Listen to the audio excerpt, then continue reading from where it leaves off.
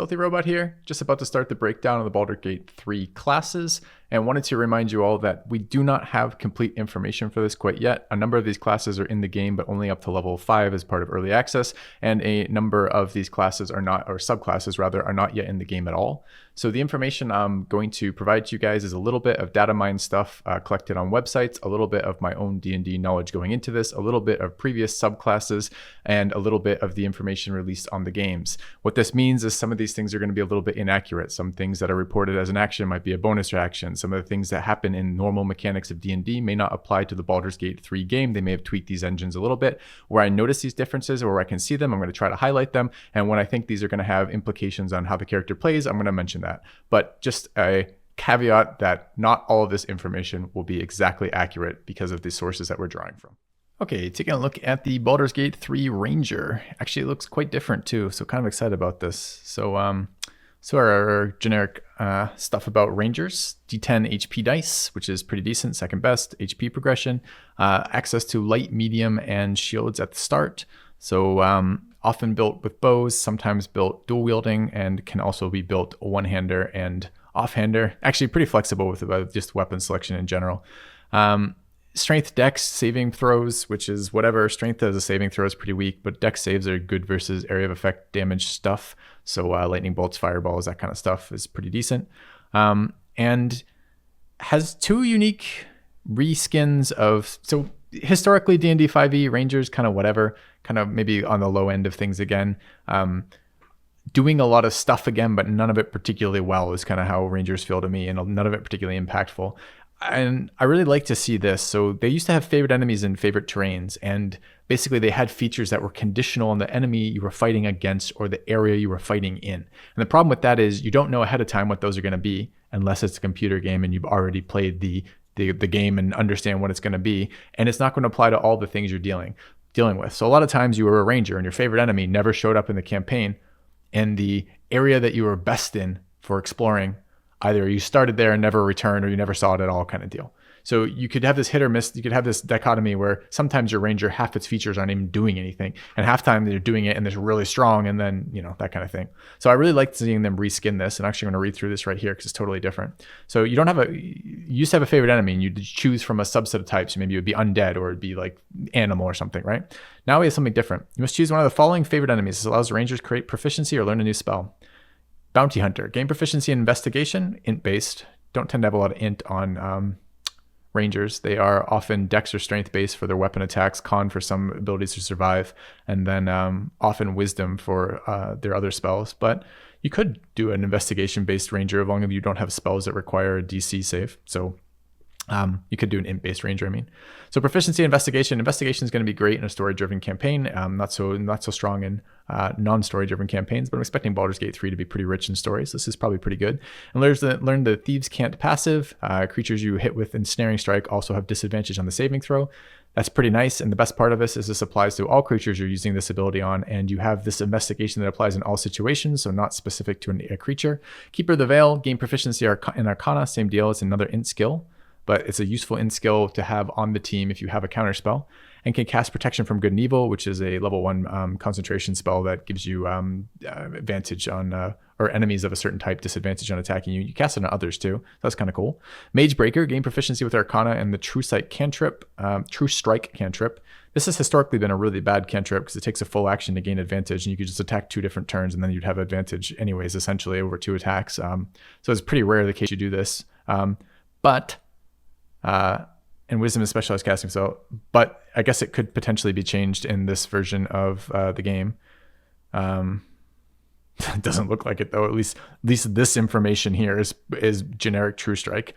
So the only time this is actually very useful is if you are having an extremely hard time hitting a creature, probably with disadvantage, and you're just trying to get every other action have a reasonable roll as opposed to failing everything kind of deal. So it's a pretty small chance of caring about that ability. But all right. Maybe Mage Breaker is not the best one.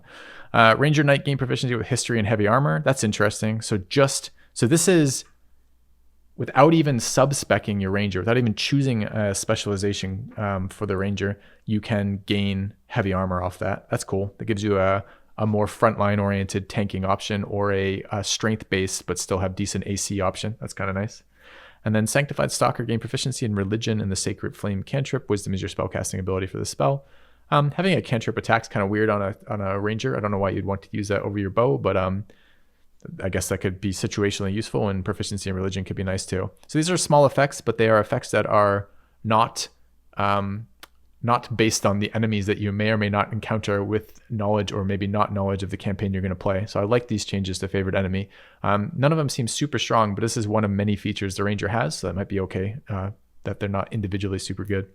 When you create a ranger, you must choose one of the following types of natural explorer. This allows the ranger to increase the amount of skills at his or her disposal. Beast Tamer, you can cast Find Familiar as a ritual. That's kind of neat.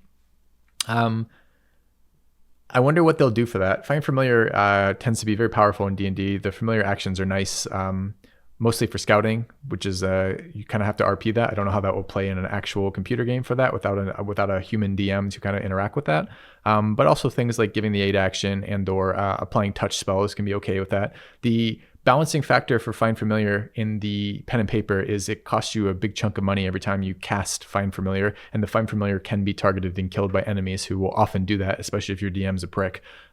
So I don't know how good this is going to be because we're working with a new environment, but that's potentially very interesting. And I've never had a ranger have access to Find Familiar before, so that's kind of cool. Urban Tracker, you gain proficiency with the Disguise Kit and Thieves Tools. I'm expecting this to be fun in Baldur's Gate 3, especially if they're giving us a subclass specialization, or rather a class specialization that might do this. These are also very dependent on your DM how useful Disguise Kits are. I've had many campaigns where Disguise Kits never come up, but Thieves Tools are lockpicking, and you see this happen a lot. So proficiency with lockpicking could be great. And then these other ones are gain resistance to cold, gain resistance to fire, gain resistance to poison, and only take half from it. That's what resistance is. These I'm a little less excited about for the same problems as before. This is like, if you know you're going to be fighting a bunch of fire enemies, fire resistance is good. If you have no idea how good is fire resistance, not very, right? So these might be better on like a second playthrough, but it's still nice to see a little bit of an update of some of the weaker mechanics of Rangers, or the less satisfying player sides of Rangers, which was you pick all these things and you never have a case to use them. Looking at the progression of Rangers, fighting style at 2 is nice. There's subclasses at 3, so another one of these classes that you don't see a lot of specking, like splashing in, unless you are core Ranger splashing something else, because the benefits for splashing are often a little bit later on this one. Extra attack at 5, like most of the martial kind of characters. And it looks like subclass improvements at 3 and 7, and an additional favored enemy at 6. I don't know if that will still be in this. This is probably projected off of normal Ranger progression in D&D. I'm not sure if that will continue to be the case in Baldur's Gate 3 or not. An additional favored enemy will give you an additional one of these. That could be okay. Might not be that exciting, honestly. It's weird that they've decided that Ranger's third skill, I guess, after Con and whatever their attack skill is going to be Int. But Religion, History, Arcana, and Investigation are all Int skills. They may be trying to address the fact that core D&D 5e really only has one Int character, which is the Wizard, with some like weird specs of rogues or sometimes like fighters picking up Int, but mostly just being that class. So maybe they're trying to give somebody else to help with the skill checks, the Int skill checks. And that would make a lot of sense if in a game like this, where so much of it's going to be story driven and there's going to be a bunch of non-combat skill checks, I'm kind of expecting these to be fairly important, or rather fairly rewarding to the player to be getting the small benefits from having these as proficiencies and then rolling and hitting some of these from time to time. So maybe they're looking for the Ranger to help fill the skill monkey role for Int skills, which would be fantastic. All right, let's look past that. Take a look at the sub-specs. They're giving us, of those 3, they're giving us Beastmaster, Hunter, and Gloomstalker. Beastmaster is going to be tough to get a sense of from this. So there are pet-spec'd Rangers in the core game, and non-homebrew pet-spec'd Rangers haven't been that great by and large. The way it was initially in the game was your pets didn't really get full actions unless you gave up your full action to let the pet do things. So often it was a source of HP. It could block a space. Sometimes it could take dodge actions depending, etc. But the pet was never that strong. And if you were making the pet do a bunch of stuff, your character really didn't do a lot of stuff. So I'm not sure how that's going to work exactly in Baldur's Gate 3. They may try to fix that. I think Ranger was one of the weaker classes again in the core game in the same way that Monk was not that great, but we'll see. Anyways, so summon companion. There's 5 different companion types you can summon of animals for the Beastmaster Ranger.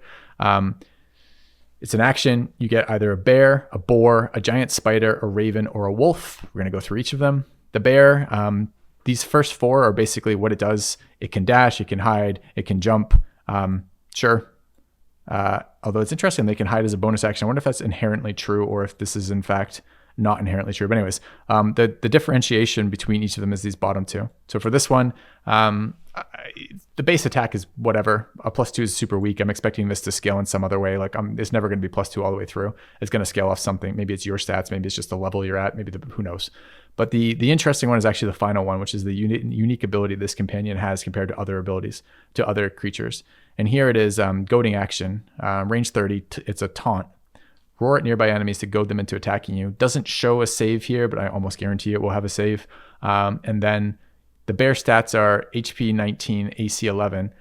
This is clearly going to scale in some way, although the AC may or may not. AC 11 is extremely low, and it does warn you right here.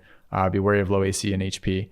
That doesn't seem very useful to me. A low HP companion that has a taunt ability maybe is okay. Like maybe if you're not penalized for resummoning it, like a lot of times rangers don't like it when their companion animal dies. But if there's no penalties to resummoning it and doing that, maybe once per fight having a taunt that can't be resisted is reasonable. But there's a lot of assumptions there that we're not sure about yet.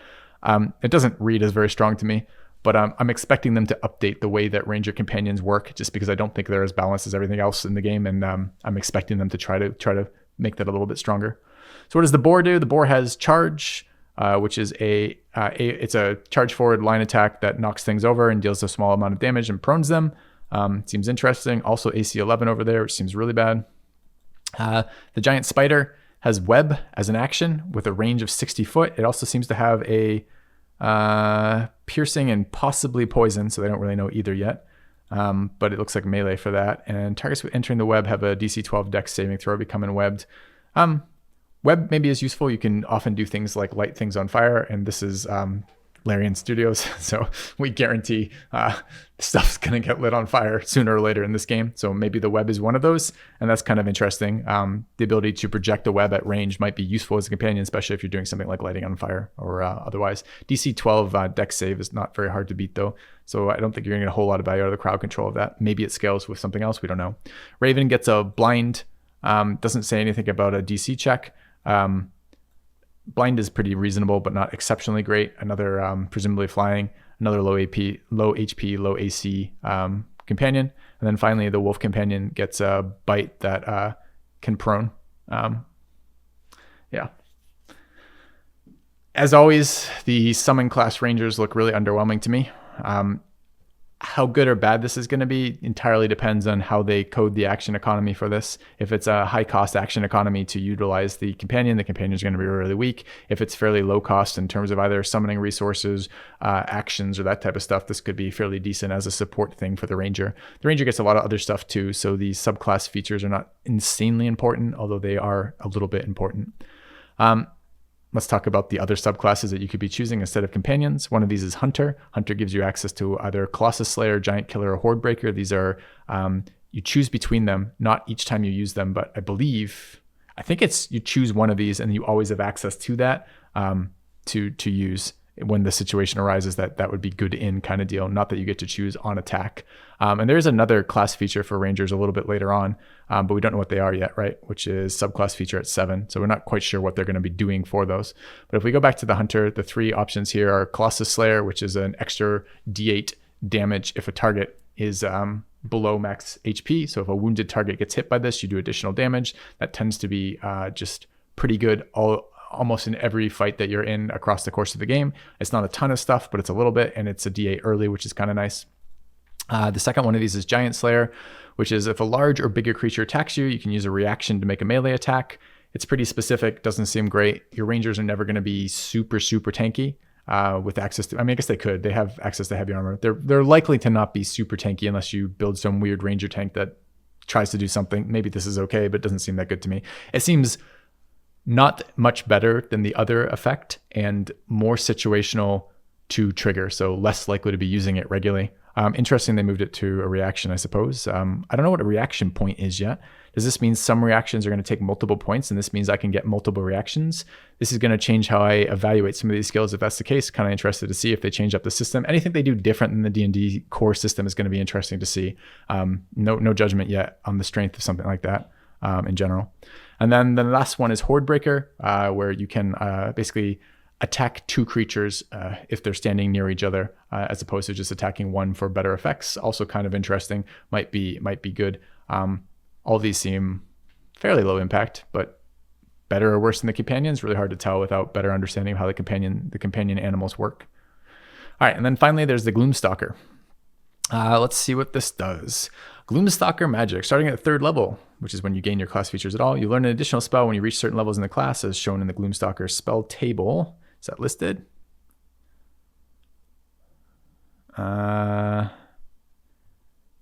Possibly. I'm not sure how to parse this table.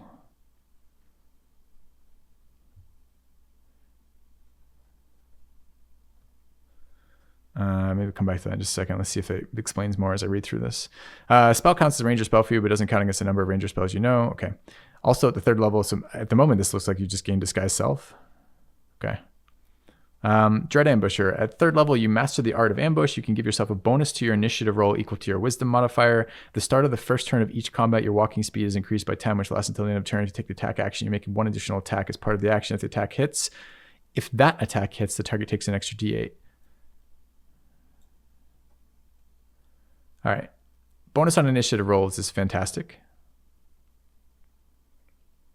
Although it's just good going in the front of the turn order, especially with the ranged unit, especially if you can like do some other things that trigger with that. But that's a nice way. There's not a million ways to get better initiative or better rolls on initiative. Extra speed and an extra attack action on the opening round is also fine. And you do extra damage if you hit. All that's very nice if you can manage to do that. It's interesting because my recollection of this class in pen and paper is it was more conditional. It was more like you had to go ahead of them in the turn order, but this doesn't say anything about needing to. It just gives you an advantage to going ahead of them, but doesn't require that you go ahead of them to trigger your first turn benefits, which is kind of nice. Having played some subclasses where you must go first, that was not as easy to generate as you might think it would be otherwise. At the 3rd level, you gain dark vision out to 60. If you already have dark vision, the range is increased by another 30 to 90. You're adept at evading enemies that rely on dark vision. While in darkness, you're invisible to any creature that relies on dark vision to see you in darkness. That's pretty strong. Invisible is going to be advantage for you and disadvantage for them attacking you if they can even perceive you at all. And if they can't perceive you at all, they can't attack you at all. And by 7th, okay. When we start predicting 7th level, and let me just confirm a suspicion here. My suspicion is this is a newly announced class because I think we're getting core pen and paper rules here.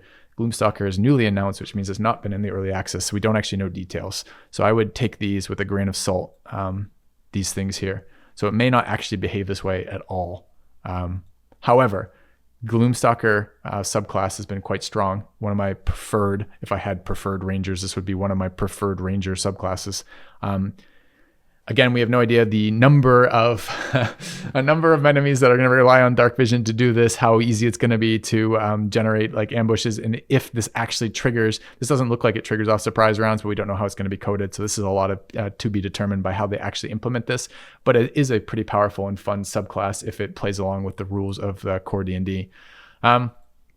My overall look at Rangers at the moment, I really like the little changes they've done to start, the favorite enemy and natural explorer.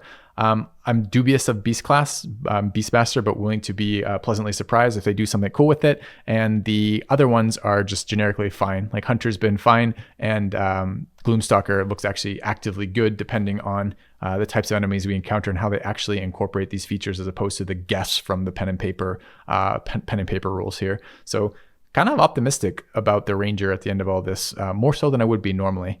Not sure what the Ranger role is exactly when I fit this in. Although I can get heavy armor on Rangers now, and they are an int backup, which is kind of exciting. I'm not sure that really fits that well. It's not like the other Ranger stuff says tank. Heavy armor alone isn't exactly the only thing you want to be doing that, although it's a good start.